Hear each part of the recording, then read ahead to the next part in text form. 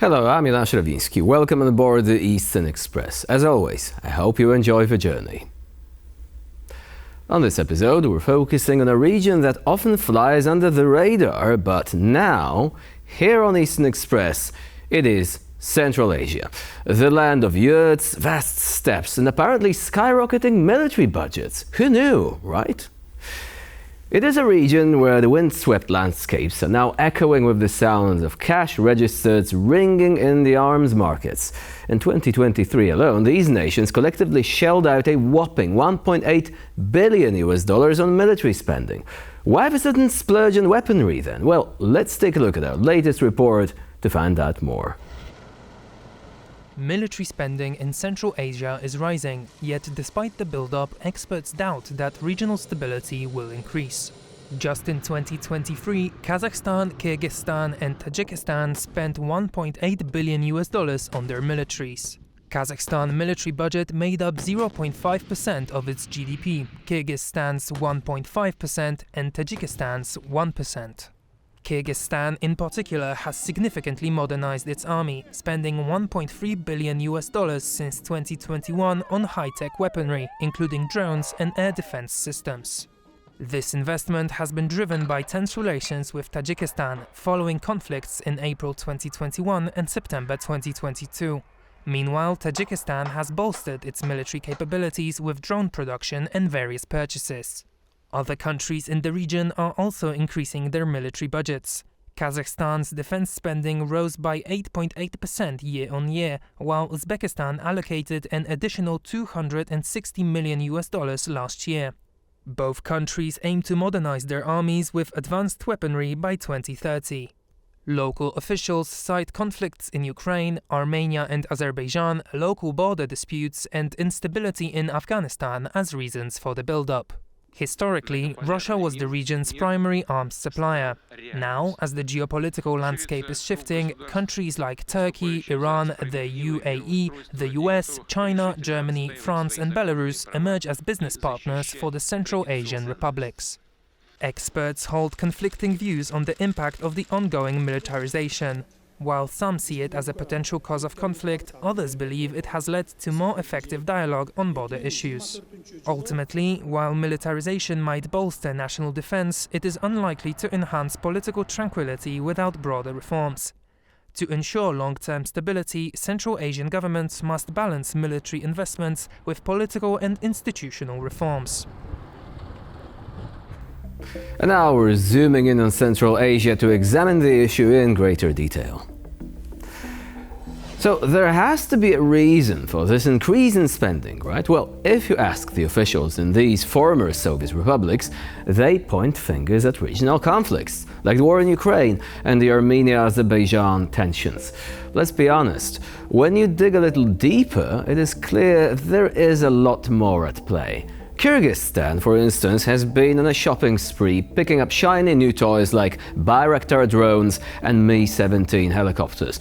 Their deputy chairman, Kamchibek Tashiev, proudly announced that Kyrgyzstan has spent $1.3 billion since 2021 to modernize its military. Speaking of neighbors, Kyrgyzstan's beef with Tajikistan is a classic case of anything you can buy, I can buy better. These two have been squabbling over border tensions for years, with clashes in April 2021 and September 2022 causing significant casualties and displacement. And it seems, instead of hugging it out, they've decided to arm it out. Tajikistan, not to be outdone, has its own stash of drones courtesy of Iran and Turkey. It's like an arms race where the finish line keeps moving and everyone is just happy to keep running. Kazakhstan's defense spending jumped by 8.8% last year alone.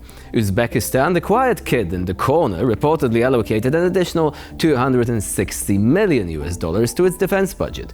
Even Turkmenistan, under the watchful eye of President Serdar Berdimuhamedov, is ramping up its military preparedness. It is like Central Asia is hosting a region-wide episode of Extreme Makeover Military Edition. The question is, does all this spending actually lead to stability?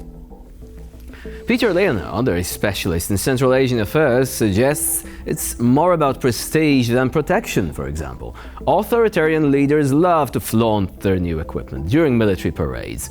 It is a spectacle of might, a display that says, "Look at my big guns, now take me seriously." But while these leaders are busy playing show and tell, the real issues often get swept under the proverbial rug. You see, militarization can be a double-edged sword. On one hand, it might deter conflicts. On the other, it could escalate tensions. The Kyrgyzstan-Tajikistan arms race is particularly worrisome.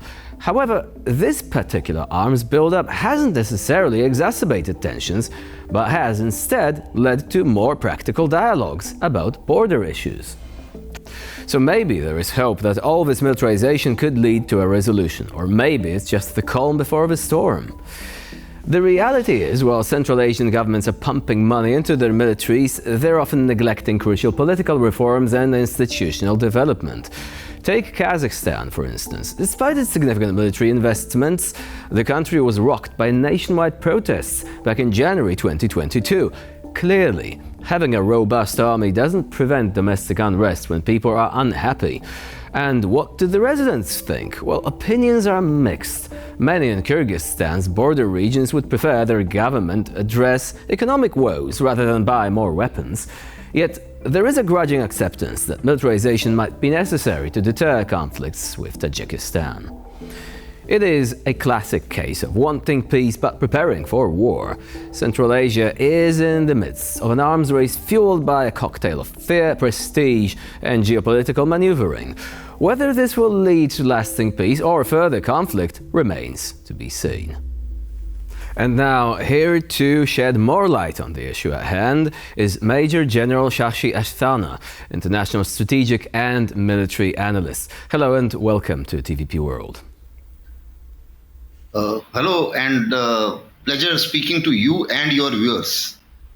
So looking at Central Asia, would you call this phenomenon that was recently referred to in a couple of articles as a military buildup, or is it simply the sort of prudent behavior on the part of these countries as they witness in greater instability all around the world, including in the region, so they respond by basically increasing their military spending? Certainly there is a trend of increasing the military budget, and that is dependent on the geopolitical environment around. Whether you take the Russia-Ukraine war, which is Russia being part of the erstwhile USSR, and so are these Central Asian republics. That's one aspect of it. Secondly, even if you see, the global military expenditure has increased by 6.8%. Almost all countries, by and large, are increasing their military expenditure. Out of these Central Asian Republic countries, Kazakhstan is the only one which had about $7.5 billion and a little more, but others are less than $1 billion. So obviously, there is a quest to increase the defense budget, and their defense budget increase is also in consonance with the threat from terrorism. Ever since Afghanistan changed hands and Taliban regime took over, the Central Asian republics, they feel that there can be an exodus of terrorists, and that is also one of the reasons why their defense budget is increasing, because they want to have their counter-terrorism security grid in place and intelligence grid also in place. So that's another reason. The third major reason which is coming up is the Chinese influence. Earlier, most of the weapons with these countries were of Russians. Till a decade back, Chinese share was just 1% of their defense arsenal. Today, the Chinese share has grown to 18%. So that's another reason. Also, not that they are going to fight China or otherwise, but then the fact is Chinese incremental encroachment strategy and incremental claims are also disturbing many. Like in Tajikistan, they resolved the border dispute in 2011. They signed an agreement. After that, again, China went in to say that no, as per historical claims, my boundary reaches Pamir mountains also. So China went back on their claims and expanded the claims, which it has been doing all over, whether it is in South China Sea or in Ladakh or elsewhere. So this behavior is also a little disturbing behavior. So would you say that all overall, these factors put together, there is a little bit of increase? these are compelling arguments for military spending. So would you say that generally people who try to dismiss this as basically authoritarian leaders who want to show off, they want military parades featuring the latest gear so as to impress both their own citizens but also their neighbors, that this is an oversimplification and really these countries are in fact acting in a fairly rational manner when increasing their military spending? Certainly, there is a rationale behind it, and as you said, the impressing the domestic audience is also one of them. In fact, there used to be historical parades, whether it is in Kazakhstan or some other countries, and a fair amount of battle was also fought in Kazakhstan, and you will find that some of these countries are also becoming a center of attraction and a little bit of power tussle between Russia and China, because Russia feels that that is their backyard. Chinese feel that that is a hub of their Belt and Road Initiative, and they also want to encroach more and impress more. And that is why apparently there is a power tussle also going on. And they feel that after a number of countries, when in the geopolitics, you will find whether it is Japan or South Korea or all other countries, including Taiwan, everybody has now realized that you must have some basic capability to defend yourself. So apparently that is also playing in their mind. So now there are two countries whose situation in this context appears very important to analyze, namely Kyrgyzstan and Tajikistan. Now, they have been going for a series of border conflicts, basically. There have been hostilities in the past. So would you say that the current build-up of military strength in the region could contribute to an escalation? Or paradoxically, could it work the other way around, i.e. the two armies are going to see each other as possibly more formidable than before, knowing that escalation could be a greater risk, they will act in a more rational manner, trying to resolve these conflicts diplomatically and only using force as a last resort? See, the insecurities increase your threat, and the threat is directly proportional to the capacity which you want to make. So this is a simple equation. Now, if Kyrgyzstan and Tajikistan have a fight, whether it is for water or for boundary or for whatever reasons, the issue is that both of them would like to develop their capability. There is another threat which is coming up, like if you see Tajikistan. Now in 2021, they signed an agreement with China because after Taliban took over, they thought that maybe because of the terrorist influx, they set up a joint counter-terror facility.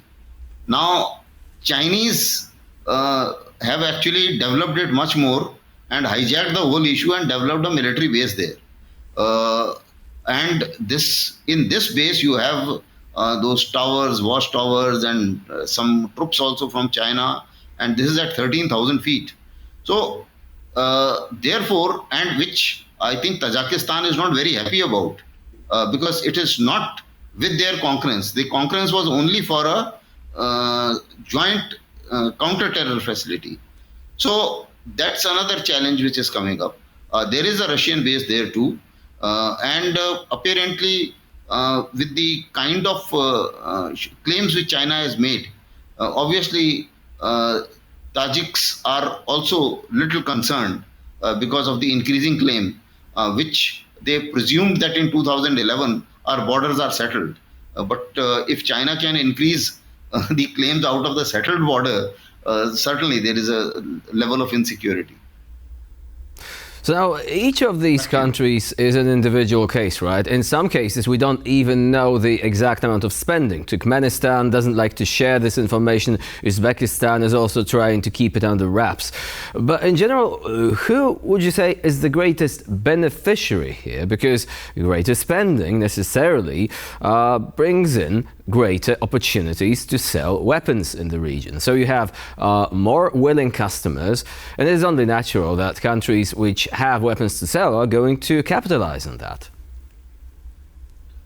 See, when it comes to weapon selling, earlier it was Russians who were selling weapons in Central Asian Republic, and Russians' weapons were fairly sturdy, and they had a captive market to a great extent. Chinese, as I said, they were late starters. The problem with the Chinese equipment is it is not reliable. And that is why China's share in the world market of selling weapons or weapon export is much lower than the capacity with which it is making the weapons. So therefore, they started off from 1%. Today, they are about 18% of the weaponry of these countries is Chinese. Although Chinese weaponry is cheaper, and it is cheaper than the West. Similarly, the Western weaponry is far too costlier for them. As I mentioned, that all other countries other than Kazakhstan, their defense budget is less than $1 billion. So they can't afford the Western weaponry. But having visited these countries, I can tell you that neither they like Russians as of now, for very simple reason, because of the whatever has happened to Ukraine. They also do not like Chinese because they know that Chinese have expansionist design, but they cannot do without Chinese because they have gladly accepted the Belt and Road Initiative. They need investment for the technological infrastructure, their physical infrastructure, their connectivity and things like that, because these Central Asian republics are very rich in resources and minerals and energy, but they do not have a warm water connectivity. And that is where they are dependent on others. So they grabbed Belt and Road Initiative, and they found that China is actually encroaching more into their economic space as well. So considering that, there is a little compulsion which has come up that along with the economic package, Chinese are managing to sell their weapons too. So beneficiary, certainly as it appears now, is China. As far as the selling of weapons is concerned, the selling of other material is concerned, and the infrastructure overcapacities, utilizing their overcapacities and grabbing their energy. You would have seen that there are a number of west-east pipeline projects, that is WEPP 1, 2, 3, a whole lot of them which have started off from the Central Asian Republic and ending up in the heartland of China or the eastern seaboard of China. Now, these are the projects to extract the gas, and mind you, Central Asian Republic has more than 50% of the gas reserves of the entire world, and about 16% of the global oil is there in these countries. So these are resource rich, these are eye grabbing, and countries like China, who want to capture every resource anywhere in the world for their advantage, they are certainly trying to grab as much as they can. And certainly, the question which you asked, certainly the beneficiary is China. Maximum beneficiary is China. So it is no wonder, given these massive resources, that China is keeping an eye on the region, and while there are other countries selling weapons there too, such as Turkey, to some extent even Western countries, still for China it is a matter that is much more complex than just selling weapons. It is a matter of making friends and keeping its influence in a region that could prove crucial in the near future. Major General Shashi Astana was our guest today here on TVP World. Thank you very much for joining us and for sharing your expertise. Thank you. Pleasure talking to you. And now we're moving on to Eastern Newsflash, a curated selection of all the other stories from the East that you really don't want to miss. The largest prisoner exchange between Russia and the West since the Cold War was completed in Ankara. The operation involved 24 people from prisons in 7 countries, including Poland. 10 individuals, including 2 minors, were relocated to Russia, 13 to Germany and 3 to the United States. The prisoners had been scattered among prisons in the US, Germany, Poland, Slovenia, Norway, Russia and Belarus. The operation was coordinated by Turkish intelligence services. Among those freed in Ankara are 32-year-old Wall Street Journal correspondent Ivan Gershkovich, who was sentenced in Russia to 16 years for alleged espionage, former soldier Paul Whelan, also sentenced in Russia to 16 years for espionage, and 29-year-old German citizen Rico Krieger, who was sentenced to death in Belarus for mercenary activities. US President Joe Biden and Vice President Kamala Harris personally welcomed the freed Americans, who arrived at Joint Base Andrews in Maryland shortly before midnight local time. The White House said it had been negotiating the swap with Russia in secret for more than a year. Estonian officials have confirmed their plans to tackle the growing sanctions evasion by Russia. Full customs checks at the country's border with Russia are due to come into force on the 8th of August. Tallinn has voiced suspicions that some of the goods meant to transit Estonia and then Russia before reaching their destination may actually remain in Russia, thus bypassing Western sanctions against Moscow. According to the Estonian authorities, the cargo contains both military and dual-use goods, as well as large amounts of cash. Consequently, Tallinn has no doubt that it is being used for Russian smuggling, with the transported goods allowing Moscow to wage its war against Ukraine and threaten the security of both Europe and Estonia. The Estonian Ministry of Foreign Affairs said the decision to introduce full customs controls at the border was taken to ensure that the country is not feeding the Russian war machine. On the 1st of August, Georgia's controversial so-called foreign agents law came into force, giving organizations that receive foreign funding 1 month to register with the country's Ministry of Justice. Failure to do so by the 1st of September, when the monitoring period begins, can result in a fine of up to $9,200. The legislation, combined with excessive use of force by local police against protesters and increasing repression of civil society, has strained Georgia's relations with its Western allies. On June 6, the United States imposed the first tranche of sanctions on Georgian government officials, imposing travel restrictions on individuals responsible for and complicit in undermining democracy in Georgia. Moreover, the United States has indefinitely postponed its planned joint military exercises with Georgia. Secretary of State Antony Blinken also said Washington would withhold more than $95 million in aid to Georgia. The US decision comes weeks after Brussels suspended Georgia's accession process in June and then froze €30 million in defense sector funding for the country. And for this episode of Eastern Express, it's the end of the line. Please stay with us here on TVP World for more latest news and updates. I'm Jonasz Rewiński. Bye for now.